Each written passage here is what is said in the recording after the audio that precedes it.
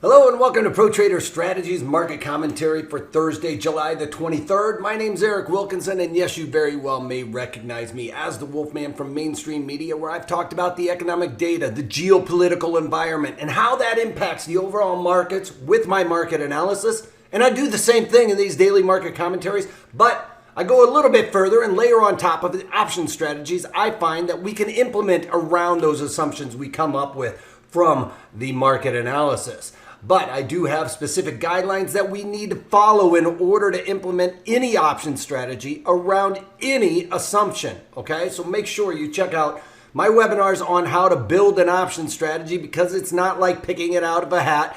You've come up with a directional assumption, so you go out there and buy calls. That is not the way we trade options here at Pro Trader Strategies. Also, please remember, past performance of any trading system or methodology is not necessarily indicative of future results. So let's get on with the economic data. Across the pond, not really a whole lot going on, but here in the United States, we got unemployment claims. The weekly unemployment claims coming in at 1,416,000, expected to be 1,300,000. So more claims than expected there. They also revised last month's number up, albeit slightly, by 7,000. The headline number is going to be the one everybody's looking at, and more people claiming unemployment. That's probably due to the fact that we're seeing some extra lockdowns going on. The PPP loans are expiring for many people right now, or at least they're exhausting those loans at this point. But then we're seeing more continued lockdowns across the United States, which means that some of these companies are shutting the doors, and maybe for good in some cases. So that's not really a great thing, especially because restaurants and entertainment are basically 50% of our economy for the most part. Very close to it anyway on the employment aspect. All right, so consumer confidence in Europe did also wane a little bit, coming off by negative 15, expected to be negative 12. That's really the only thing we got across the pond. Forgot to mention that. But back here again to the United States, we got the CB leading index coming in at 2%, expected to be 2.1%. Last month's number did get revised up nicely from 2.8% to 3.2%. So that's a good thing. That's basically it's a composite of 10 economic indicators that we've already gotten. So nice to see that as a whole. But overall, we've already pretty much seen all of the economic data points that go into that index there. All right, natural gas storage is in line with expectations at 37 billion cubic feet. Also, later on today, right before my webinar today, Trump starts talking, so that could start moving the markets, because it is going to be in and around my webinar. It will be after the close, though, but still going to make some moves probably. All right, so let's get on with the markets here. We've got crude oil continuing to move higher. Earlier this week, we saw a build in crude oil inventories, much better than expected, or much more than expected. We've covered this gap, so I thought that we would start to see this roll back out of the 40s, but the market is really defending this area of 39.16. So markets continuing to move higher despite the fact that we're still seeing builds going on there. I thought we might see a little bit more weakness coming into today.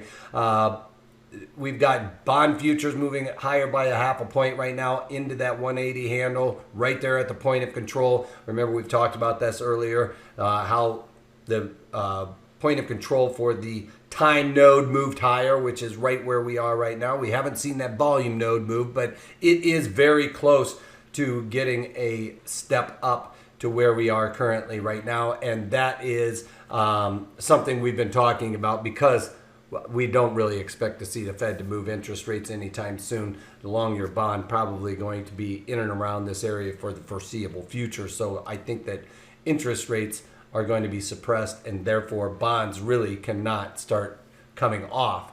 Remember, interest rates are a teeter-totter effect. As interest rates go up, bonds come down. Well, we're not seeing interest rates go up, so bonds should not really be going down. All right, gold up another 27 points. It was strong into the close yesterday, finishing at or very near the highs of the day. It looks like for sure we are going to 1923, which I've been talking about for some time. If we broke above into that 18 handle, that 19 handle was a sure thing. We have come very close to it, as we can see here, the 1897.7. That was very close. I thought for sure we were going to just go up there and at least tag 1900, but just came shy of that right now, seeing a little bit of profit taking going on, probably from the last couple of days. But the shorts are on their heels right now and probably scrambling because they know that they are only about $25 away from hitting an all-time high there. All right, so VIX is starting to move a little bit higher, holding on to the 20s, and that's because we're seeing weakness across the board in the equities, as you can see here with the Dow Jones Industrial Average off about 63 points, 61 points, down a quarter of a percent. NASDAQ leading the way, down 1% off 110 points on the day. Most of this is going to be Tesla is really kind of faltering right now. They did beat on earnings. We'll talk about that a little bit later, but it also looks like Tesla is now going to be moving over to the E-mini S&Ps, or the S&P futures index, or S&P index, I should say, which would be taking that a part of the index. But we're still seeing some weakness here with E-mini S&Ps, but I've talked about this also. We are probably going to see more of a correction here in NASDAQ because of the stay-at-home trade really got overextended. Some of these companies are really knocking it out of the park, but they have kind of gotten a little long in the tooth. I think a lot of people are going to be wanting to take profits in that, which I talked about. So we should see more of a downstroke in NASDAQ, maybe a little bit of a correction in the Dow Jones and the E-mini S&Ps, but those are going to be supported as people sector rotate out of those high flyer tech names and into some more blue chip type names that have not participated in this rally. So I think we're going to continue to see that type of shift going on. Maybe not completely covering positions, but at least lightening on positions that they've owned there. So let's take a look at the breakdown of the E-mini S&Ps overnight. Trade was very long, but coming into the day, they flushed themselves out. Pretty weak, though, throughout the day.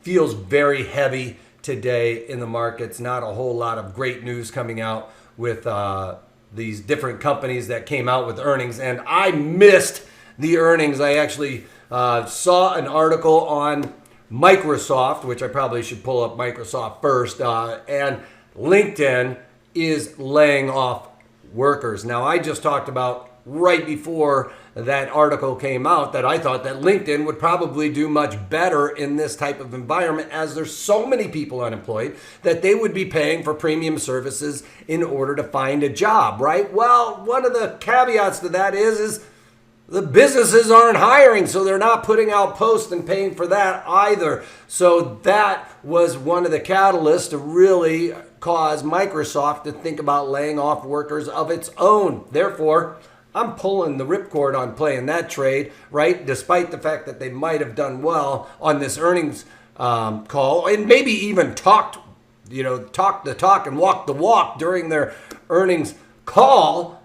That was going to be an overarching theme that really was going to weigh on the markets. And surprising, LinkedIn released that statement right before Microsoft's earnings release. So I decided to not play Microsoft yesterday. I told you I was not going to be playing Tesla. But one thing I wanted to talk about with Tesla here is we can see, negative earnings. And they've pretty much been negative earnings for the most part. A couple of shining lights of them making profits in 2019. They did talk about building a plant in Texas, starting to ramp up their production there, but they are valued more than now. Not only Toyota, it was GM, remember. Now it's Toyota and VW, Volkswagen. Its market cap is greater than those two companies combined, and those guys make 60 times more cars combined than Tesla. Tesla would have to have a lot of plants in order to catch up. Therefore, Tesla is starting to show some weakness today. I think a lot of people taking profits. Why? Because they made earnings? No. One thing that's been part of this rally is that they are thinking about leaving the NASDAQ and getting into the S&P, which is a little bit higher class of stock, generally speaking. And that's caused a little bit of their rally. We can see that they did very well on earnings. Well, how did they get those earnings up so much? They were selling environmental credits in order to increase that bottom line. So a lot of that isn't on the sale of cars or the profit margin thereof. It is on selling these environmental credits to other companies that need to buy those. So they get credits because of the type of infrastructure they're building. They use solar. Their cars are electric, so they get a lot of environmental credits for not producing toxins and stuff like that, or gases, environmental gases. So a lot of their profits were created by that. Therefore, the market is doing a little bit of punishing on Tesla. As you can see, it's down 60 points on the day, despite the fact that they did give good forward guidance. They did beat on the earnings, but one of the caveats to that was a lot of that income that the company saw was due to the fact that they were environmental credits. All right, Microsoft, here you go. I broke this down on the chart. You can see heading into the day, we started seeing some weakness right there at the end. This is about where we saw those LinkedIn layoffs. And you can see on the earnings, came out with better than expected earnings by a nice margin there. Forward guidance, a little bit shaky. That really caused the market to slam down. So, I wasn't getting involved in it after that LinkedIn trade. Tried to rally coming into the day, though, thinking that, probably some people waking up late and just looking at that headline number and saying, hey, they did better than expected, but missing the whole LinkedIn and the earnings call information. So you can see once that got digested, we are now near the lows of the day. So glad I didn't participate in that. I was actually looking at the 190 calls in there on the weeklies, and those probably would have been okay with the volatility crush that we saw coming out. It probably would have counteracted that quite nicely. But at the end of the day, I haven't taken even a look at what those short puts would have been trading for. I would have done nice. I would have had a nice trade on those. Probably still a winner on it because I was looking at those 190 calls in the July weekly. So, but I decided to stay away from that trade once I saw that LinkedIn article there. All right, so the trade that I'm going to be looking to play today is Intel to the upside. I think that they are still going to have good forward guidance as people are going to continue to start to build out their home offices. People are going to be working more from home going forward. As a matter of fact, Microsoft, one thing that was making me really weigh this is my kids are not really heading back to school right away. And they are in a high school with about 3,000 to 4,000 students, all right? It's basically freshman through senior, and there's probably actually a little over 4,000, maybe even closer to 5,000 to be honest. But anyway, everybody is getting a Chromebook. They're actually talking to people, hey, we want you to use these Chromebooks so that the tech support and everything else will be easier to manage. Well, I'm just thinking if every high school or most schools are going out there and buying these tablets to give to the kids, despite the fact that the parents might be able to afford their own, that's got to help these type of companies. And Intel, I think, is going to do very well for that going forward. So it's not even just going to be my home office. It's actually now creating an office for my kids for school. So I'm going to play this to the upside and be happy to get back into Intel. So that's all I haven't done anything to my portfolio. I'm just keeping an eye on it right now. Everything's doing pretty good. The short calls and the Qs are obviously doing well. The SPY puts that I bought, not doing so great right now, but I still want that on as protection for a correction as I'm trying to delta neutralize my portfolio because of the theory I just talked about earlier on about the different levers and pulleys, sector rotation, all of those good things going on. I want to make sure that my portfolio is protected. Now, I talk about how to do that in some of these webinars, so check those out as well at protraderstrategies.com. But today we're doing a brand new one, Roadmap to Building an Option Strategy. We come up with an assumption on any given day based on the market setup, the geopolitical environment, whatever our market analysis is. Maybe it's the Ichimuchi clouds.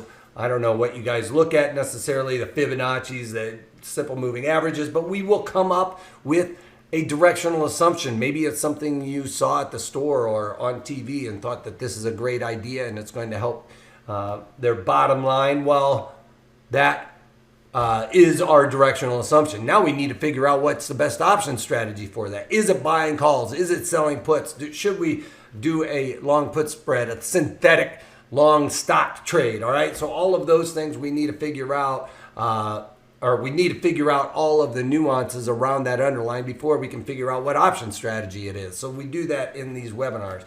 All right.